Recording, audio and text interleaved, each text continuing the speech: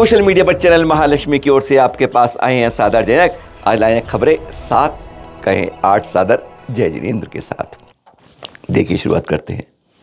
हमने अब तक आपको कई चित्र दिखाए हैं, कई बार दिखाए हैं कि जहाँ पर अपने आप छत्र हिलते हैं।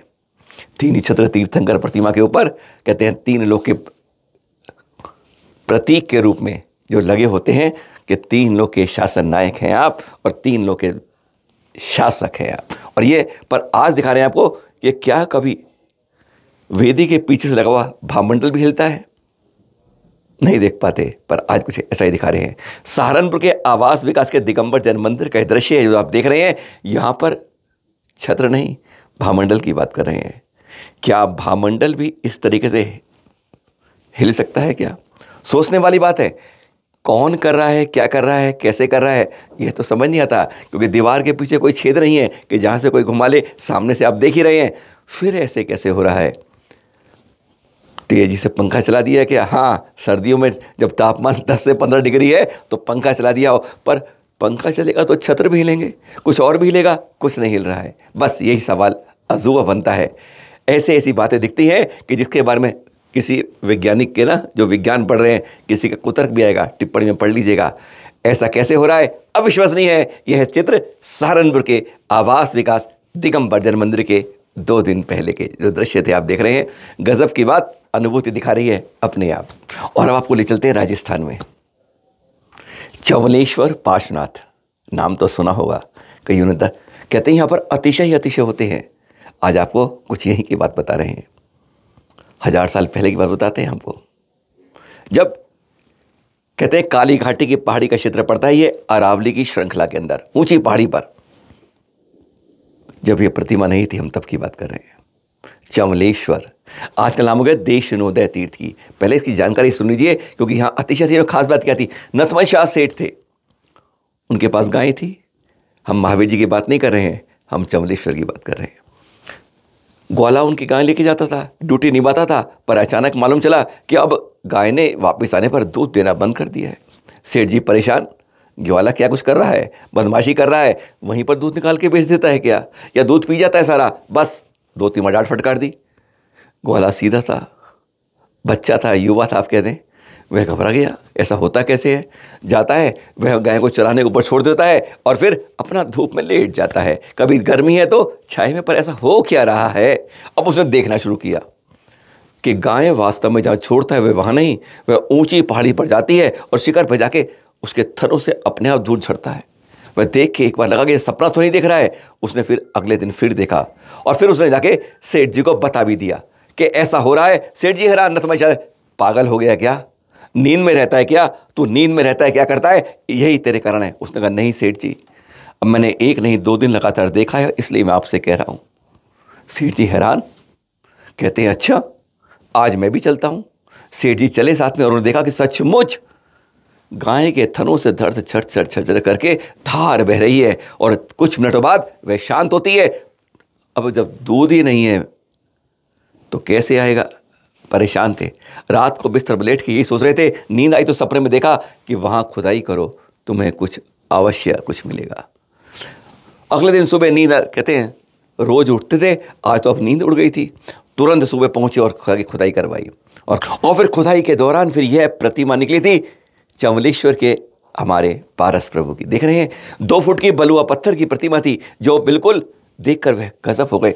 इस प्रतिमा से बहुत अतिशय होते हैं। आज के लोग दर्शन करते हैं तो सचमुच गदगद होते हैं। पर हाँ, आप सोचेंगे भी कहानी सुना क्यों रहे हैं, चमलेश्वर पारसनाथ के बारे में बता क्यों रहे हैं? ऐसी कोई खास बात है क्या?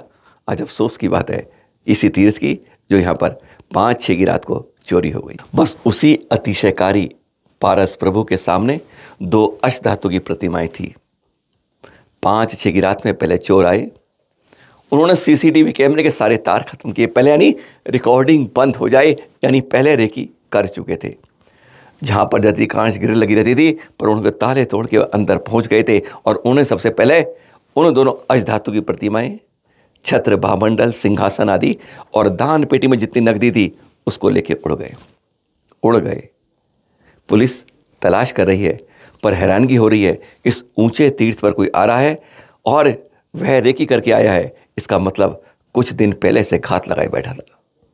आजकल हमारे तीर्थों पर इस तरह की चोरियां होना बहुत ज़्यादा हमारी खोखली सुरक्षा व्यवस्था को साफ उजागर करता है कि हम अपने तीर्थों की सुरक्षा के प्रति अब उतने गंभीर नहीं हैं कि जितना हमें होना चाहिए था। लगातार कुछ समय समय इस तरह मंदिरों में और इस तरह की चोरियों की खबर लगातार मिलती जा रही है। और आपको दिखा रहे हैं अभी गिरधराचार्य श्री कुंतु सागर जी का विहार।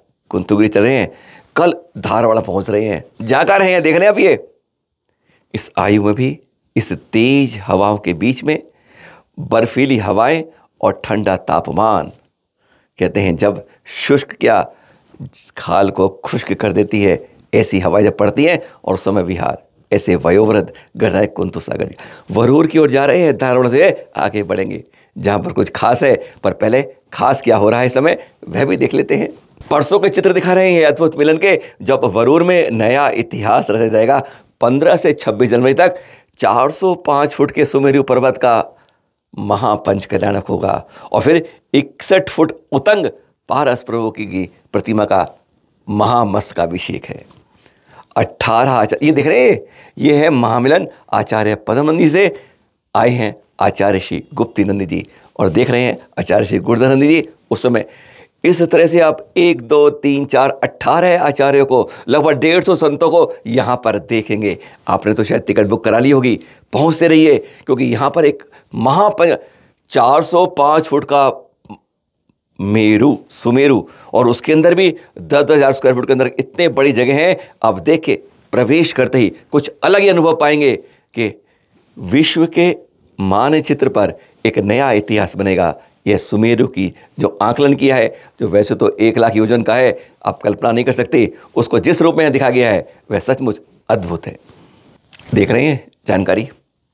डूंगरगढ़ के सागवाड़ के हम पहाड़ की बात कर रहे हैं, जहाँ पर आचार्य श्री सुनील सागर जी के सानिध्य में जैनत्व संस्कार 22 जनवरी को, इसको छोड़ के अगली बार संडे को।